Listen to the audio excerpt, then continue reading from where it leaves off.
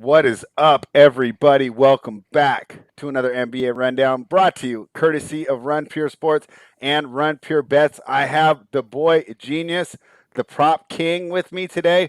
Tyler, how you feeling? I'm good. In the game, what, 5 we're on? Yeah. Not feeling so good about the Suns now, but we'll see how tonight goes. Yeah. I got a couple jokes that I want to get off, but let's start off and being serious. What were your main takeaways from the game? Obviously, the block, probably best block I've seen in the NBA Finals in the last 10 years. I can't think of anyone who's better. Take that statement back right now. LeBron's chase down block. The goaltend, yeah. The goaltend. Anyways, no, just having some fun with it. But hey, what were your other takeaways? My feeling was this. I mean, Chris Middleton, that was the game they needed. If they're going to win tonight, Chris Middleton needs to be that good again. And then here's my other one. Why are we down on Drew Holiday? Yes, 4 for 20, right? But hey, guess what, guys? This game is more than a box score of your shooting, okay? And Drew Holiday absolutely harassed Chris Paul. He's turned Chris Paul, this guy that we were talking about maybe a Finals MVP, nowhere to be seen. Nowhere to be seen, right? I mean, absolutely, he just disappeared down the stretch. To me, that was from Drew Holiday. So I wasn't upset about Holiday not shooting well.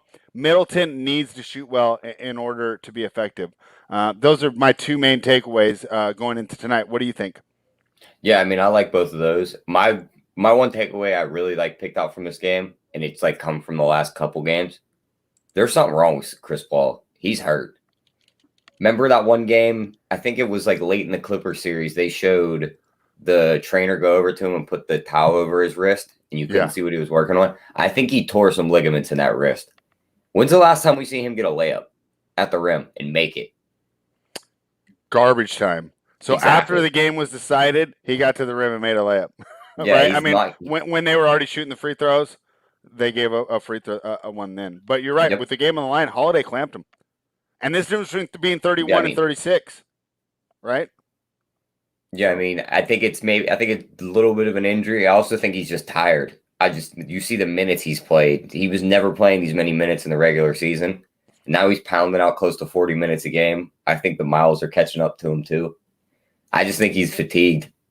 And that's why I'm here to go ahead and push back against the Holiday slander. Okay, 4 for 20 sucks. I'll admit, 420 though, haha, right? But dude, he's harassing Chris Paul on defense. He's picking him up before even the half court line, right? He's picking him up before Chris Paul even gets the ball inbounded to him. He looked like 45 years old towards the end of that game last night. He's running out of energy. Yeah, and I completely credit that to Holiday, and that's why it's go ahead and trash him for the shooting splits all you want. I mean, if he shot well, they win that game by 15, right? So here's the thing, though. I don't necessarily expect him to bounce back. That's a lot of energy he's taking to give that up, which is why I think Middleton's the key. Let's talk about him really quick on Bookmaker right now. I see him at 24.5. I personally think he's the key to the game. I mean, I think it's directly correlated. You like to do the same game parlays. I think Middleton goes over. The Bucks have a great chance. Would you agree with me? And do you think he gets shut down tonight because he has had some no-shows, right? I think one of them two guys goes off tonight. Mm-hmm. I can't pin down which one because we all know how these guys play on the road. Yeah. But I think we're going to be watching the game tonight. It's going to be oh, this is one of those games we needed from one of them guys if the Bucks are going to steal a game. Yeah. I just don't want to say it's like flipping a coin with those two. You could pick Middleton, but then we watch Drew go out there and just dominate while Middleton shoots 2 for 12. Yeah. So, I mean, I wouldn't take the Middleton prop, but I like your thinking on that where he goes over, they win the game. And Middleton's been traditionally pretty bad on the road, averages 25 at home, 22 on the road. But two great performances in Atlanta to close out that series. So Middleton's got that going for him as well. Let's head on over to the Phoenix Suns side. We love attacking the role players at home, right? So we got Crowder over 11.5 at plus 107. Mikal Bridges, right? So Mikal Bridges actually correlates to their success quite well. When he goes over 10, They win like 70% of their games, and he's been absent the last couple games. He's another one that I think is an indicator of how well they're doing. So I see him at over 10.5. I don't have those Cam Johnson numbers and stuff up on Bookmaker here, so we'll use your numbers that you have on the legal books in Pennsylvania. But who would you be targeting on the Phoenix Suns side here? I agree with you. I think Cam Johnson comes back here. What do you think of Bridges?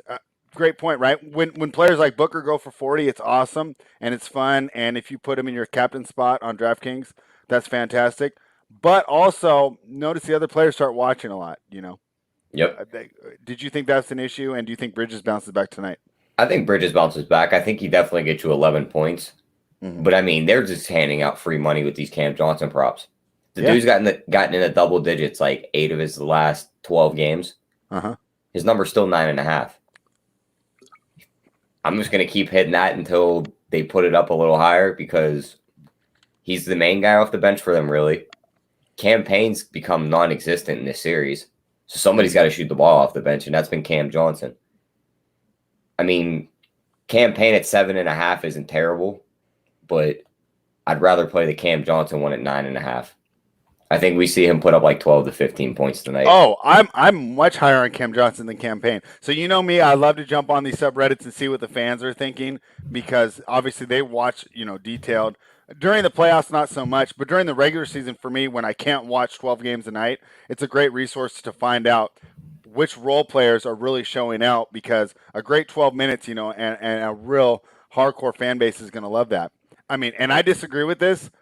But there's calls on that subreddit for Cam Johnson to start over Mikal Bridges. And while I don't agree with that, and I think that's bad, I think it does show if you're a casual fan and you just started watching basketball during the finals, you would think that Cam Johnson's better than Mikal Bridges because he has played better. So who do you think scores more tonight, Johnson or Bridges?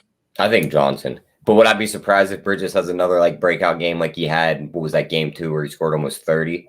Right. Because, I mean, he's going to get the open looks for 3. Well, that's the thing. He has to get the open looks. If Booker keeps cooking, is he going to get the open looks? Because Booker seems to be an advantage matchup no matter who they put on him. Because they're not going to move Holiday onto Booker, do you think? They're going to keep him on Chris Paul, right? Yeah, I think so. But I think if Booker starts to heat up again, they might, switch him over. Yeah, I don't think they will. Personally, just from my watching of Booker during the season, and this was a big reason that I was worried they would not get past the first round when the Lakers were healthy. He struggles against larger defenders. Against smaller defenders, he is unstoppable. He could shoot right over him. He just doesn't see you in the mid-range jump shot when you're shorter than him. Which is why I do believe that they'll spend more time with Middleton and Tucker on Booker tonight. But as great as those guys, I think those guys are both plus defenders. Tucker's not the guy he was in 2018, but he's still a plus defender, still one of the best defenders in the league. But unfortunately, Devin Booker is, I think top you can 10 scorer, right? He's one of them guys. It's matchup proof. The bigger guys give him problems. Yeah, like AD, right, is one of the few guys I can throw on him. Right? You have to have an Anthony Davis 7-footer. That's the fastest guy in the league almost, right? I mean, they just have to be unbelievable. His teammate DeAndre Ayton might give him some problems. Here's a comment from Sham Sham. He says the teams win the second quarter are 4-0 in the series. I mean, that's a cool stat. I don't really know how much we can handicap for it tonight, right? I mean, do you have a second quarter look here, Tyler? I mean, not really. I like the Suns in the first quarter. I also like them first half. But I just have this weird feeling this series is over. I think the Bucks win tonight. I think they finish it off in 6. I hope you're right. I really like the halftime full-time bet today where the Suns take the lead into halftime and then the Bucks just physicality and scoring in the paint overtakes them in the second half and they pull out a 3-point win that nobody's seen coming. And nobody does because I've been watching the shows. I'm on Twitter. I love watching all the other shows that these guys put out. A lot of great content, not just Run Pure. I mean, there's plenty of sharp handicappers. The Suns are very, very popular. Very popular pick. I'm pretty happy to be going against the consensus here, and I do like the way you're thinking here, Tyler. Now, on the first quarter, our guy Sharky Waters Nation had messaged me that 2 earlier series, the Suns had struggled in the game 5. Most recently against the Clippers, remember they got out to a big deficit in that game 5. They were able to come back and win the game, but they have kind of started slow in these situations. But you believe it's going to be the other way, right? You think they come out hot? Yeah, I think they come out hot, especially after blowing that game last game. Uh-huh. I think we've always seen them come out after a loss, and they come out with their foot on the gas. So I think the first quarter is definitely a look here. I mean, we've seen it after game 4, or what was it? No, game 3. After they lost that one, he goes to the press conference. He says they need to be more like desperate with their play. We're playing for a championship here. First quarter comes out, they come out guns a-blazing. Yeah. They blow last game. They shoot 51% while the Bucks shoot 40%. Right. But they turn over the ball 17 times to their 5 and lose the game by 6. Right. And it was 17 offensive rebounds to 5 offensive rebounds as well, right? The 17 and 5 was crucial in 2 different stats, not just the turnovers. Yeah, I agree. And it's just like, I think it's one of the things. He went in the locker room, he tore into him, and now we'll see him come out guns a-blazing in the first quarter and first half here. But then we'll see how that carries over into the second half for him. I mean, here's the issue, right? We know the offensive rebound's a problem, right? I mean, if we know it, we know that Monty Williams knows it. Yeah, and you're What's not getting the adjustment, any guys though? coming in right Your now. guys aren't getting any bigger, right? Yep. Losing Saric there killed him because I would have ran him at 4 when they're getting killed on the glass, right? And I know spacing, blah, blah, blah. That's where having Booker, who's matchup proof. Okay, I don't care about spacing because I can beat a double, right? Yep. Now that we don't have that, they're getting killed on the glass. You need Aiden down low. Aiden has been staying down low, which is leaving him vulnerable on the switches to jump shots and mid-range, right? Because he does want to stay down low. They are trying to bring him out, and when they do, there is nobody there to clean up. Jay Crowder, pretty good rebounder, right? But he's not that good, and he's having problems with size. You get Lopez out there, you get Giannis. Even Middleton is a lot bigger than Bridges, his counterpart at the 3 here. I just don't know how they fix the rebounding issue. You know, it's crazy, and so usually offensive rebounding is not indicative of who wins the game because it correlates directly to shooting percentage. So if you're only shooting 40% like the Bucks, you usually don't win, which is why it's so wild what they're doing. Which is bringing me back to your other stat, which I think even though they're both 17 to 5, more key turnovers, right? Yep. I mean, and we're not a genius, right? I mean, this is the beginning of every single NFL game you ever watch. Keys to the game, you know, who wins the turnover battle, right? I mean, this is really basic stuff here, guys. But you know, I completely agree with you, and I think that they are going to have problems this evening. Let's talk about what Jake says. He says Suns bounce back. They should be up 3-1 at home. Suns have won by 11 plus points in the first 2 games. What do you think of that, Tyler? I mean, that the first game I think we've seen the Bucks just give the first game in every series pretty much. Right. And the second game they were just lights out from 3. Mm-hmm. My worry is when you look at the shot charts in these games, the Suns did all their damage in the first couple rounds from the mid-range and the corner 3. Right. You know how many corner 3s they made last game spread? 4 attempts. They didn't make any. But they only had 4 attempts, right? Yeah, they and only it was took down, 4 attempts. They had those shots are gone. They had in the high teens and in Phoenix. It went from like 16 and 18 to 4 attempts in the corner. So, yeah, and they're staying home. And you know the only one that I was mad about because we were watching the game on Keg Live was they kept leaving Crowder open. That's playing with fire because if the dude starts hitting him, he's just going to keep shooting them. Yeah, that just wasn't smart. So another thing I wanted to talk about, we had discussed this on Keg Live, and I'll just go ahead and reinforce it. Why are we taking guys out with 4 and 5 fouls? Did you see that call on Booker? They're not going to take these stars out with 6. I mean, it kind of pissed me off as a Bucks backer, but at the same time, it was just like, this is why we've always talked about these refs don't want to pull these guys with 6. Like, I know that we all want to joke, oh, the refs, you know, they want to be the star. Oh, everyone came to see the refs. They actually don't, and they are going to be really hesitant. And I thought that play proved you got to do a lot to get your 6th foul here. So, well, I mean, they fouled Booker out right there, game over. He was their offense. Yeah, he was. So, like, you take out the guy scoring 40 on the other side, you basically just handed the Bucks the game. Yeah. And to be, you're right. To be fair, there was some bad calls, Jake. So, but my point was, if you're watching on Keg Live with us tonight, and someone gets in foul trouble and they're getting pulled, like DeAndre Ayton, and that was game 3, right? That we watched together. Yep. And he's not coming back in, and they're on a 16-0 run. Why are we not out? Why is he not out there? They don't even want to call the 6th foul. So, and I don't even hate that. Let Booker be on there at the end of the game. Although I am glad that Milwaukee won because the blowback from that, especially if Booker hit the game winner, would have been. Yeah. But I mean, it's kind of like they got us anyways. We're gonna watch no matter what. Like, how many bad calls have we seen, and we keep watching, right? So, all right, let's talk about the total real quick, Tyler. I have not been getting involved in these totals. 218 is the number today. It's down a couple points from the close of the last game, and looks like a little money came in on the under. What are your thoughts on the total? It's still one of them ones I pretty much just want to stay away from. Because, I mean, with these two teams, I could definitely see it going over. But I could also see the defense just kicking in and staying under. Yeah. And it's still right in that range where it hasn't adjusted very much. It's only 2 points. I don't think it's worth it. So I'm still staying away from the total. Yeah, I mean, maybe we'll jump in live if it dips again. I'd like to go over personally on this game. But I don't really find a huge edge there. This is a good question. Why is 89% of the money on the Suns tonight, but the line's moving towards the Bucks? Is that money or is it bets? Because I think that from what I've been reading, all the $20 bets are on Phoenix and all the $1,000 bets are on Milwaukee. That's why the number's the number's not moving. Have you seen that number move? It's been sitting around 4. I don't know. Bookmaker's been down, and that's the main book I use. I've seen it bounce around a little bit today. What'd you see? Just between 3.5 and 4, right? Yeah, it got down to 3.5, and then it was juiced, and then it jumped back up to 4. Do you think it gets to 4.5 before tip tonight? No. Yeah, all right. Benjamin asked about the first quarter over. Although I like the over full game, I personally don't like the first quarter over. I think there will be some jitters. And then also, and that was a pretty funny press conference, right, Tyler?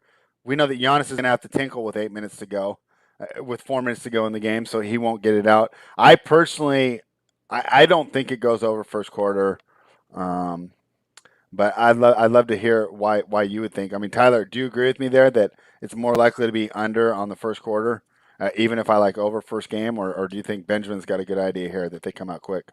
I'm not sure what the number is. It's probably going to be like in the low 50s. But on a 218, let's just assume it's 54.5. I mean, I don't mind it. The Suns are going to come out and try and take the confidence right away from the Bucks. Right.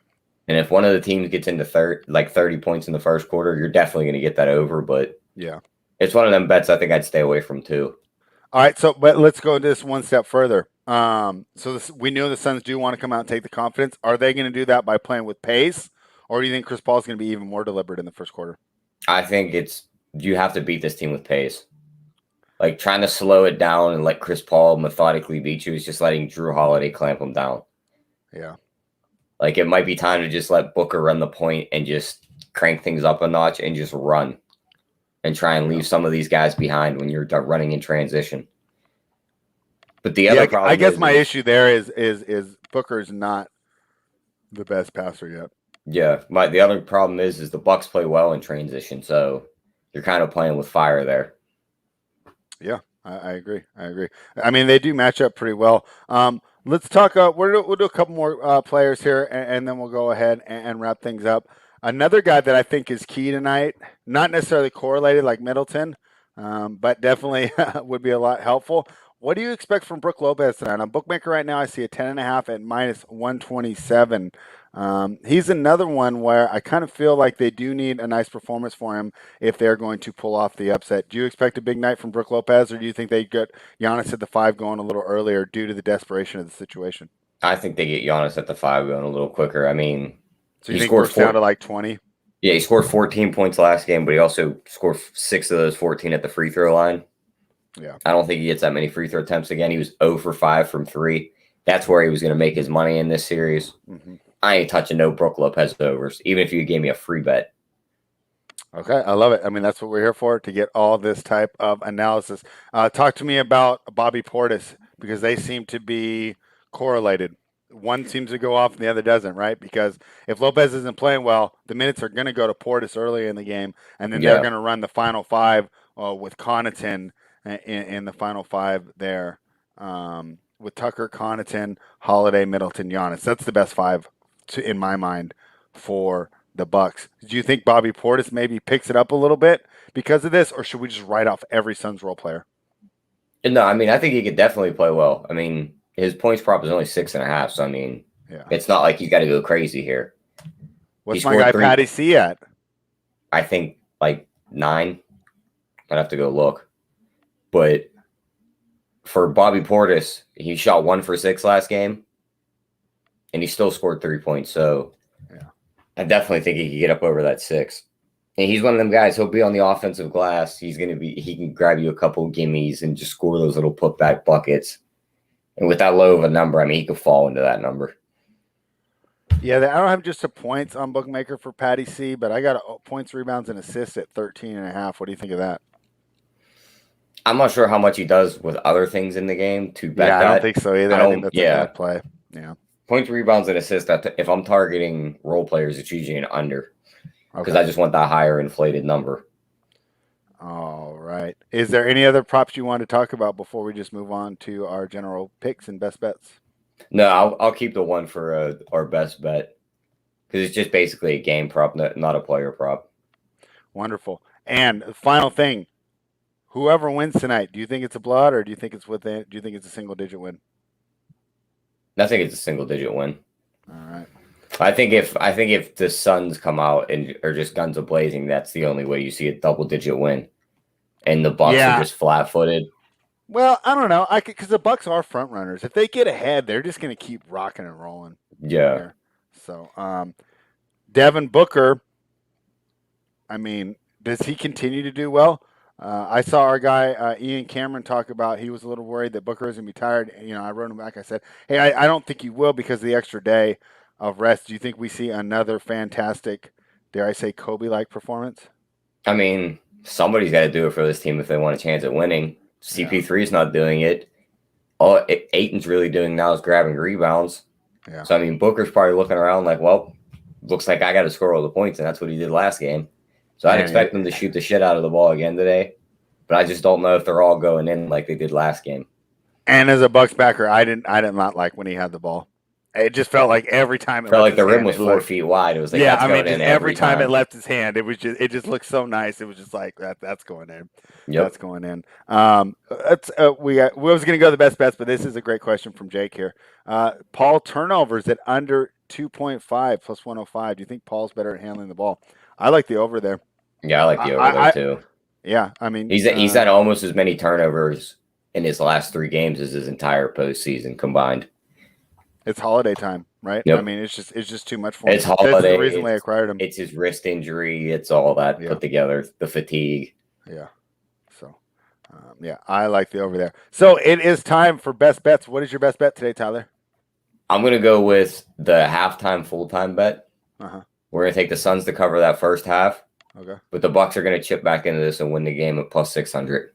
I love it. I'm going to try and grab that too right now on Bookmaker. My best bet for the day is going to be Bucks money line plus 150.